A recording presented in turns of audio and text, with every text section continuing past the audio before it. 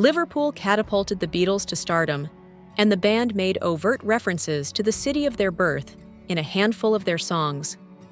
Our city shaped Paul McCartney, John Lennon, George Harrison, and Ringo Starr, making them the witty and charming young stars that the world fell in love with, and they reflected on that in a number of tracks.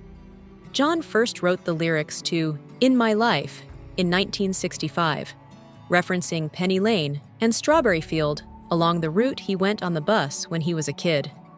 He eventually abandoned this plan in favor of a broader reflection on nostalgia and the past for the song. The 1967 double A-side single Penny Lane, Strawberry Fields Forever, brought the band back to the concept of songs about those particular locations and its associations with childhood memories. Both Paul and John drew on their own experiences growing up in South Liverpool to compose those tunes.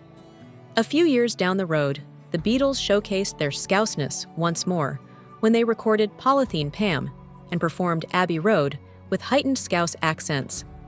However, the provenance of one of their most popular Liverpool-related songs is up for debate. The song Eleanor Rigby, which was released in 1966, was co-written by Paul and John. According to Paul, the girl in the song was initially named Daisy Hawkins, and the melody for the song came to him when he was sitting at the piano. He stated in a 1966 interview with the Sunday Times, "The first few bars just came to me on this matter. Daisy Hawkins picks up the rice in the church where a wedding has been. That's the name that kept popping into my brain. Why is a mystery to me. I set it aside for a day since I couldn't come up with anything else. Then Father McCartney and All the Lonely People occurred to me. However, I was worried that people might mistake it for my dad, who was sitting and knitting socks. Dad is a cheerful chap.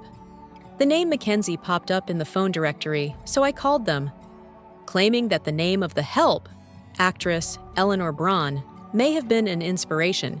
He subsequently revised the notion. Paul noticed Rigby at a Bristol shop while seeing his ex-girlfriend, Jane Asher, perform at the Old Vic in Bristol. In retrospect, Paul from 1984 remarked, "I simply liked the name. I wanted a name that flowed well. Eleanor Rigby came out as rather natural. When Paul was younger, he would accompany an old woman he knew for her shopping and spend time sitting at home. She was the inspiration for the song's subject matter, the existence of a lonely woman." During Baba Job Week, when scouts performed tasks for a shilling, he became acquainted with many elderly women, which he said as a fun fact of his childhood.